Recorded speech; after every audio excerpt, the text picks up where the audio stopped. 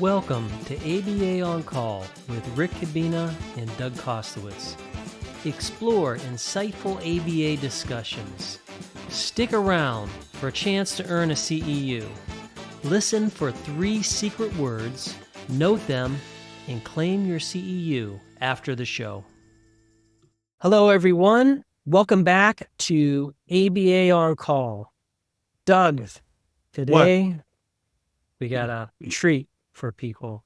You know that we look at the feedback that we get from our podcast. So people do give us feedback and we do read it all and we do pay attention. So thank you all out there for those positive comments. And thank you for the constructive comments. One of the comments was, can you talk about more ABA in school? And we have a great answer for that. And that is our guest, Ron DeMuesy. And Ron, I have known Ron for quite some time. Full disclosure, all 3 of your people on this podcast have a relationship to Ohio State University, and we've all done grad work there. And that's where I first met Ron way back in the late 90s. And since that time, Ron has been doing a lot of work in the schools. He's a behavior analyst, and he is going to answer several questions, and this is going to be a great episode. So let me start off with the first question. Ron, welcome to the podcast, but tell us what's your experience as a behavior analyst in schools, and what were some things that you were responsible for? Thank you to both of you for having me on. Being a behavior analyst in the schools, it'll almost be, I've got 2 more years, it'll be 20 years. So it's been the bulk of my career. I've done some other work, but for the most part in schools, it's been in schools, public schools here in the Columbus area. That is such a question. I don't know how long your podcast goes in terms of, if it's hours, 4 hours in, I can get to the end of the responsibility, but, it's been really variable over my career. I'm excited because more and more districts, at least in this area, are hiring BCBAs. And that comes, we meet, semester wise, and what BCBAs are responsible for is ever changing. For me, when I started, it was primarily tier 3 students, classrooms with some of the students with the most challenges. But as needs evolve and things changed, we've kind of moved out into tier 1 or tier 2. Sometimes, our past couple of years, there's been a lot of work with students and teachers, students who are on their way to a special ed evaluation or mid-process, right? So maybe they have some RTI plans in place that are not going so well. Let's get the behavior analysts involved. We've also, throughout my career, been involved in tier 1, some class-wide strategies. How can we, and that often comes from, as a school behavior analyst, it can be very challenging sometimes. You get all the paperwork signed, you're set, you're ready to go observe a child in a classroom, and you get into that classroom and you think, boy, I can't pick this person out from, there's about 6 kids. There's about 7 kids who need some help. And so that's how we got really, having conversations about maybe we should start tier 1. Maybe what does it look like if this classroom where, and don't get me wrong, teachers doing their best, working really, really hard with really challenging kids at times, but sort of realizing, we could do tier 3. However, we're still, we're going to do a lot of single tier 3s in the classroom. Maybe we should go all the way to the other end. Also, a lot of professional development for staff from time to time, depending on the needs. And like I said, what are the teachers requesting? What are the principals? What is special ed administration? Here recently, we've done a lot of work sort of growing RBTs, particularly, in districts, and trying to foster the growth in folks who have an interest in behavior, who are willing to do the course, who are willing to have someone like me as a supervisor every month, which, that's a side story, but just that idea of fostering, I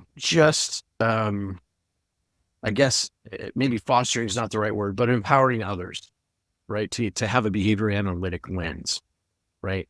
To share the behavior knowledge with as many people as possible. It's just now that I think in this area in Central Ohio where districts are hiring BCBAs. And so it's not always going to be the case that BCBAs are always available. So how do we build capacity? How do we have folks that, can really are great folks, and, how do we get them to a place where they can be leaders, they can be influencers, they can be helping out and providing assistance when a BCBA can't. So I'm trying to think of the list. The other sort of major, I think most BCBAs in schools are probably somewhat in charge of delivery of the crisis management strategies, whatever the modality is, right? Whether it's CPI or Marcus or whatever the crisis training is. A lot of BCBAs that I talk to are also responsible for that aspect of, deciding how and when to train those people, at what's kind of a schedule, what's required. Yeah, I think that's about it. It can vary day to day, right? It could be from, there could be days, at least in my world, there can be days where I am around students all day long, or there are days where I'm not around students all day long and maybe just working with adults, supporting professional development, those kinds of. Well, I've been in schools a lot as well. I think it's a little bit older model where it's more of a consultative kid by kid basis brought in. What I'm hearing though, I feel like you're not just the kid by kid now. Do you find that a more supportive environment for teaching teachers the more proactive strategies as sort of systemically within that district, that you are being supported to teach teachers how to avoid these problems by using techniques rather than putting the fire That's a great out? question. And I think the answer to that for me really comes down to the administration in the building. I think there's a level of administrator who would prefer for me to impart as much knowledge as I can across the building as far as I can. I think there's other administrators who prefer that, you work with those specific kids, more of that one-to-one kid model. So I think it depends a lot on the administrator. I also think it depends on a lot on, our ability, and this is where the juggling comes in, is our ability to meet with that general education teacher and provide feedback, right? A lot of times in education, I'm sure you guys have covered this, but if I'm going to go into a classroom and consult with you with a student, let's go at that level. At some point, my message to you is going to be practice and feedback. Try this, give the student feedback. Try this, give the student feedback, right? But that's not how we train teachers. We're not in a situation. It's almost like it's sort of anti to what I'm going to tell you to train a student, because when I train you, it's going to be, okay, here's the stuff and I'll see you in 3 weeks. Good luck. Right. So it really depends on that leadership, allowing that space and allowing for that time to know, okay, look, Ron's going to be in the building, but I want to create opportunities for him to spend the feedback time with that second grade team of teachers. That might mean that some of the kids with the more challenging needs, he might miss them today, but he's got feedback, for the second grade. And I think the administrators who can think like that, I think we felt a lot of support in that way. And I think what you're seeing is a lot of folks, they want to do these things. They just have never been taught. And they take to things pretty quickly.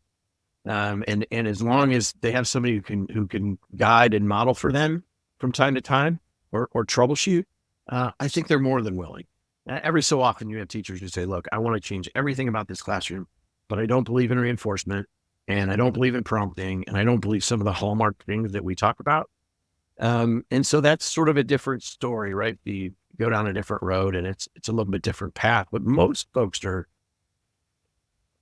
gen ed teachers that I work with are very much like, just show me, just tell me. Don't let me do it on my own for too long. Come back and have feedback. So I think it's really trying to get the buy-in, in my opinion, above where I would work, to save that time, to make that time sacred, to be able to say, yeah, I'm going to go to the second grade team meeting. We're going to talk about how this class-wide systems are going. Oh, and just like that, we come up to our first secret word, which is coach. Rick, I'm going to take this second question. So you made me think of some things, and I heard some like, well, you know what? It's hard to sell it on this, hard to sell it on that. I'm interested in hearing, what are some of the most significant challenges you've faced as a behavior analyst working in an educational setting? And I'll see where you go with that. I will tell you, the significant challenges typically come from adults. Now, every so often, there are still students, and even me, there's still times where I'm lucky to have a network, and I would say to any new BCBA listening to this, I'm going to say it right now: find a mentor, find mentors, plural, because every so often you're going to have a student who is going to present with things that you just don't have experience with, and even for me, that's still true. That being said, I think some of the biggest challenges are working with teachers, and looking at expectations. And, from an academic perspective, teachers have a phenomenal set of skills, repertoire built on how to correct, remediate, and teach academic skills, right? If you're not writing your alphabet correctly, there's a whole set of skills that I could employ as a teacher to get you to correctly, legibly write the alphabet. And those are sort of the go-to. But from a behavior perspective, I think there's a lot of times where teachers assume kids know how to behave, and they shouldn't have to break it down. They shouldn't have to scaffold it. They shouldn't have to, take back the regular writing paper that I'm writing my alphabet, and produce that paper that allows me to just stay in the groove, so I'm making up, correctly, right? But I have support. It's prompted, however you want to describe that. I think there's a challenge at times to let people know that, this person is not behaving, not because they know how to behave and they're not choosing to. They may have not been taught those skills. And so I think framing it from a skill building perspective is a big challenge, and not from a control perspective. This student is doing this on purpose. She knows what to do. She's in third grade now. It's time, or that's the other big factor, right? It's time for her to kind of step up and behave like a third grader, but she hasn't really been taught, or no one's broken down the skill for her, or the expectations are such, that, it's too much, too quickly. So, I need you to work independently in math, not a great subject for you. I need you to work independently and not pay attention to peers who are a lot more exciting. Well, that's a lot of skill that I would have to do.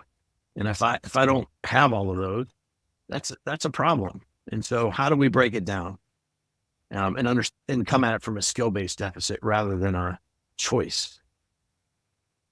I don't know if that answers the question. No, that was certainly a good answer.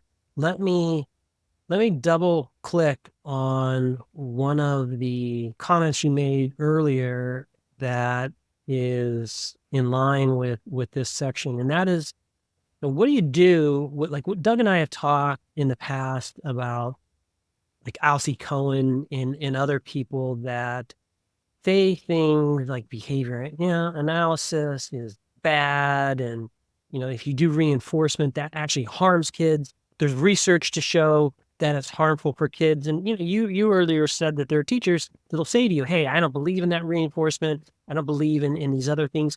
What do you do with the behavior analyst where you have this student, your job is to go in there and to do behavior change, but yet the adult in the room is not receptive to what your solution might be? I think first thing is that I would try and make sure that whatever I'm suggesting reinforcement wise, whatever the system, whatever the procedure is doable. And so sometimes I would talk about for a teacher, are you willing to try this for a week? So when I say doable, that could be a span of time. I'm not asking you to change your entire practice. I'm asking you to change for 2 weeks until I can see you again. Right. So I'm asking for a little bit of behavior out of the staff that may be out of their repertoire, right? Or they're learning a new repertoire. So I'd ask for a short amount of time.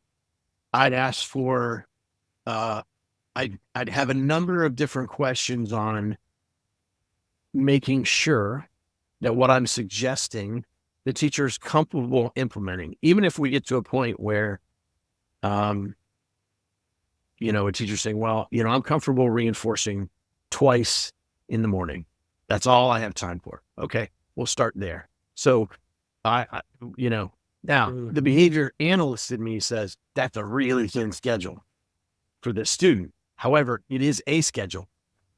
And I would prefer there to be, moving in that direction, right? My very first year as a behavior analyst, I'll never forget, I gave a teacher a 21-page interview document to complete an FBA, one of her students. And she looked at me and just kind of laughed and kind of smirked. And I thought in my head, how dare she? This is state of the art. This is stuff from Horner and O'Neill, the group in Oregon. This is stuff that you can't find everywhere. I'm giving you the keys here. And it took me longer than I would like to admit to realize she was never going to fill that out, ever. It's too long. It's too big of an ask. So first of all, make it short. The second thing I try to do is get as non-behavior analytic as I can.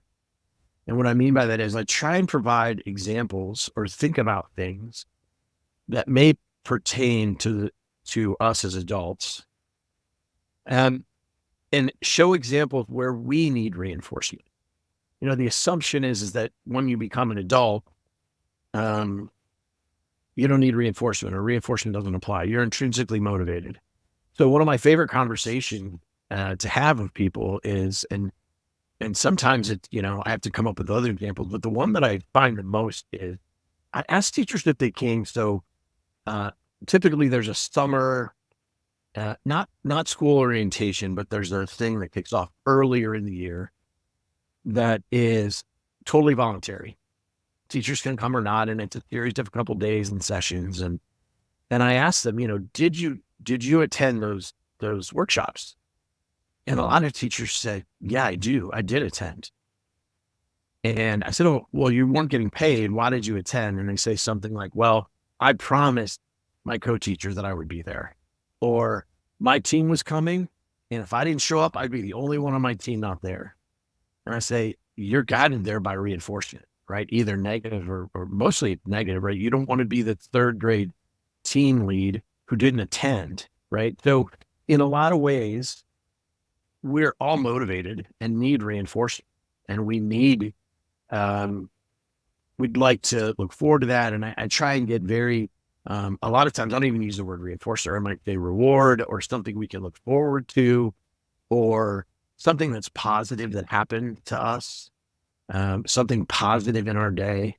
I try and get rid of the terminology around reinforcement. I also ask about skills that took them a while to learn, and how did that work, and how did that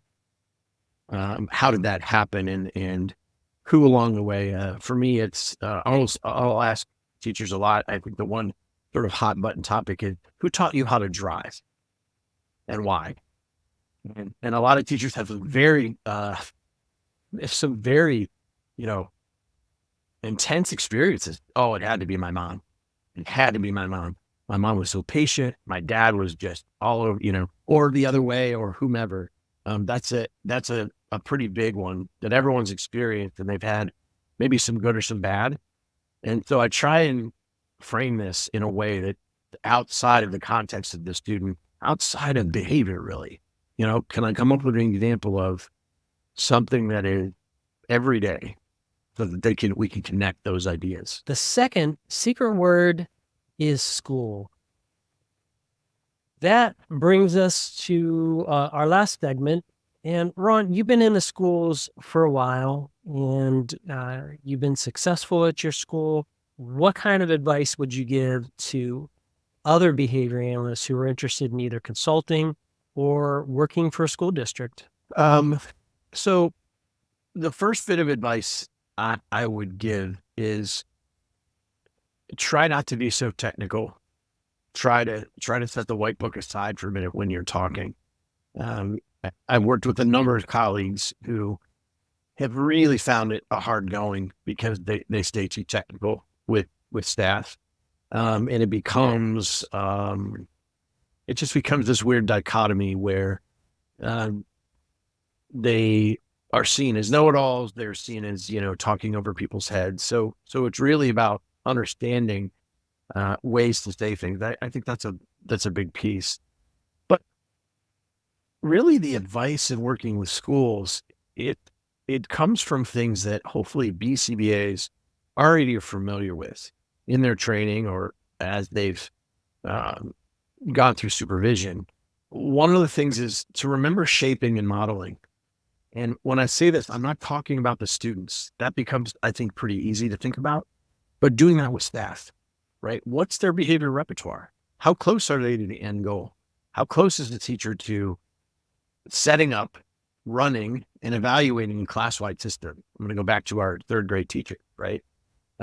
We may need to break that down and shape behavior just as we would a student, right? I work a lot with paraprofessionals, and it's really about having conversations and breaking it down and what do they know and what do they don't know, and task analyzing to be that coach. The other part is preference assessments. I'm not saying that you're going to have a teacher in the lounge, you're going to do a multi-stimulus without replacement. That's what I mean. What I mean is understanding from that teacher, when's the best time to contact her? When is there a time that I should never try and email you or reach out to you? I always send a list out every year to my teachers. When is the best time to get a hold of you? When's the absolute worst? Because I want to associate myself with positive things. I don't want to always be interrupting your plan. My rule of thumb sometimes is never interrupt teachers during their lunch period or their plan. But some teachers have a real preference. Yeah, I'm happy to talk to you during lunch. Other teachers say, no, save it for my plan. I need a minute. So finding out how is it better to contact them via email? Is it better to do a quick Google Meet? There's so many little things. Teachers have a lot on their plates, and what are their preferences? What's the best way? I had a teacher last year who said to me, every so often I would reach out to the parent for her. I said, look, here's what's going on. This is where we're at. And she said, that's so helpful for me because I don't have to worry about contacting mom every week. Sometimes you're going to do it. So I can do that one little thing. It takes me 10 minutes to shoot an email to the parent, but it's really reinforcing for the teacher. So shaping, what are the teacher's preferences? The other big thing really, and you should be able to do this as a behavior analyst, hopefully, and there's a lot of research on that. You talk about, functional analysis in the last 40 years, but what are the contingencies that the teacher is under? What are the motivators? It goes back to my reinforcement piece, but what contingencies are the teachers under? And if I know those things and I can be helpful, is this a first year teacher who is really trying to prove herself? She doesn't want to let the other staff feel like kids are walking all over her. So she's got a room full of contingencies and rules that are really, really hard to follow. I've seen that, I've seen the new paraprofessional who who was a little nervous about working with a particular student, right? Well, how's that being addressed? Well, in her way, I think the times when she got really nervous, she would ask to, leave the room, go to the restroom. Sometimes she would be out sick if she knew that she had that student for a majority of the day. And so I think it's really taking a step back and examining those contingencies and understanding it. Behavior analysts are a really weird position in a school, in my opinion. We don't have any formal supervision rights, at least where I work. I'm not the principal. I'm not the special ed coordinator. I'm not the special ed director. Yet I'm also in a position to sort of evaluate what's happening, right? Treatment integrity, implementation of programming.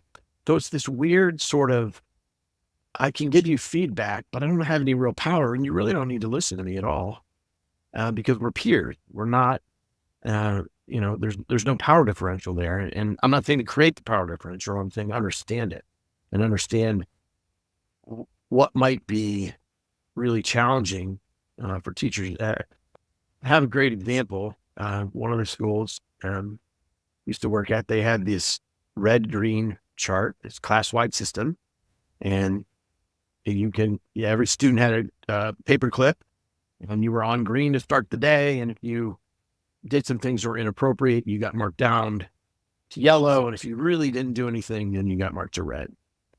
It's really kind of a catch them being bad, kind of like a don't screw up system. And I don't want to talk about that aspect because I don't really believe in that aspect, but I want to talk to you about the teacher end of it. So at the end of the month, if teachers had enough students on green, their class got to go and witness something in the cafeteria, a magician, maybe there was a craft day. There's one particular day that was served as a reinforcer, and the classrooms with most of the kids on green got to do that. Okay. Well, if we were all teaching in this school, and I think what was happening is, I'm holding the line. And so in September, our class didn't make it and have enough kids on greens, but maybe Rick, your class did, Doug, maybe your class did. Same thing in October. I'm really, I'm out of it. I'm trying. We did a little better, but we still didn't make it. Doug's class made it, Rick's class made it. But here's the problem with that system. And what I thought was the problem is now Doug and Rick start to talk about what's going on with DeMuesy's classroom. Why can't he handle it? What's going on? His hits haven't made the special day in 2 months, right? And so all I need to do is catch wind of that. And so what do? I start to change those contingencies a little bit. I start to let something fly behavior. And the reason is because I want a lot of kids on green. Why do I want kids on green? Because I want to escape that feeling of I have college. I want my kids to go to the monthly show. But really what I want to do is I want to escape that feeling that my colleagues don't think I know what I'm doing. Right. So I think sometimes we set up these systems and we don't realize the contingencies we're putting teachers under. I don't want to be that teacher who is, my class never gets there. What does that say about me? What are people saying about me? What does my principal think? What happens if we don't get there? So now I'm going to relax the rules, which is really defeating the purpose of setting up the system in the first place. So I have a question for you. So I get this, maybe not as much being in special education. So when I get behavior analysts, we get a special education bed. They can move into what advice into school. What advice would you give behavior analysts, maybe that don't have a special education or education background, who want to then go back into, or not go back in, want to work in schools rather than a one-on-one clinic base or in other settings? So what path might you suggest? Maybe they're very behavior analytic, and you already mentioned, hey, you can't use that terminology. It's not going to float so well with teachers. What advice would you give to someone if they want to go start working in schools, but maybe they don't have that experience? I think the first thing that comes to mind is spend some time, if you can, volunteering in a school or working summer school. Summer schools in a lot of places, the very relaxed version of schools. What the typical thing, and you'll get a real sense of that. You have the opportunity to, even just volunteering and sort of getting a sense of what goes on in a day? What's the day like, for a teacher, for a special ed teacher, for a gen ed teacher? I think those are two, really big avenues. They're really easy way in. A lot of schools are always looking for, maybe they're looking for volunteers to come in and help with reading things, or, district I'm in, there's a lot of parents who come in and they help with various things. So I would definitely say that. I would also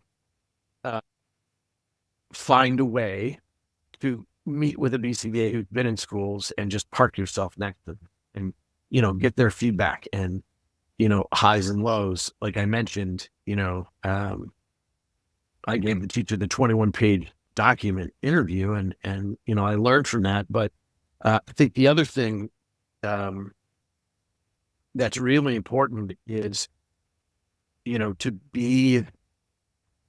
be very, very careful about, there's times even this past year where I've said to a teacher, look, I've been here 3 times and I don't have any good ideas right now. I'm not sure, given everything that's happening, given, your schedule, given the student schedule, given parent, what I know parents requested.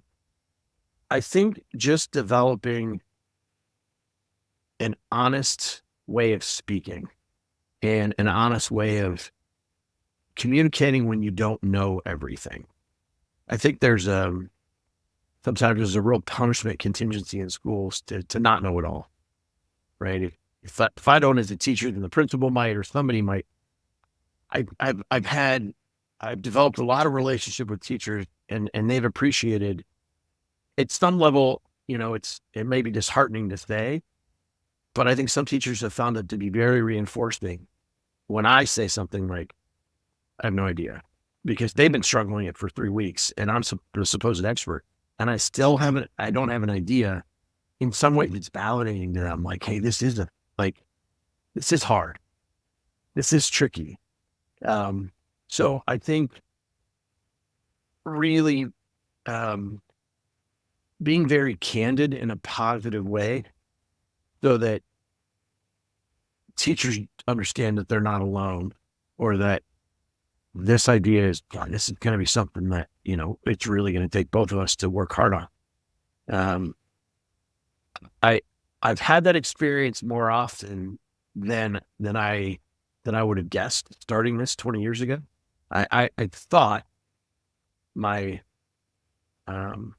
impression was going to be that teachers would say, "Oh, you figured this out, thank God." And at some level, that's not the case. They're more like, "Okay, you figured it out, great. How am I going to do it? And I only have a certain amount of time, and and that's only kind of half the battle." But I think there's real value in just being honest and go, "Boy, this is going to be tricky for you and I. This can be a learning opportunity for both of us, and we'll get through it, and we'll find a way to make it work." Ron, that is you've really dropped some practical wisdom on us today. We are towards the end of our podcast, and there's actually 2 more questions that I want to ask they're very practical. And number one, if you're a behavior analyst in school, do you have the schedule of a teacher where like you have a 9-month contract, or is that different? And is that the same around schools? And number 2, if people are negotiating for jobs, do they come in at just like a district level, or is there some room for negotiating? So maybe you could give us your practical wisdom around the actual, if people want to get into schools. Yeah, the first question is really a Pandora's box, because currently in the state of Ohio, so let me tell you, for me, I get lucky because I'm also an intervention specialist. So I am hooked into schools through I can be through my IS license, right? But there's a lot of people, like you explained, who are maybe coming from clinics.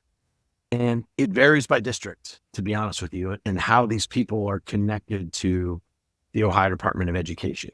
Some people have gone on and got an administrator's license, but they work as a BCBA. Other people have gotten like a pupil services permit, which is required of paraprofessionals, and they work at the BCBA. In Ohio right now, there's not a real mechanism. ODE doesn't recognize BCBAs in that sense that there's a specific sort of line item or STE for behavior analyst. So it could happen in any sort of fashion like that. In terms of negotiating, most of the time, my experience has been that BCBAs are put on to contracts that are equivalent to teacher contract. So it's very similar to the time frame and the salary schedule, in terms of, and all of that is, all of that is public for public school districts. I would love, the last thing you said, I would absolutely love to get to a place in my world where there was so much need that we could negotiate as BCBAs.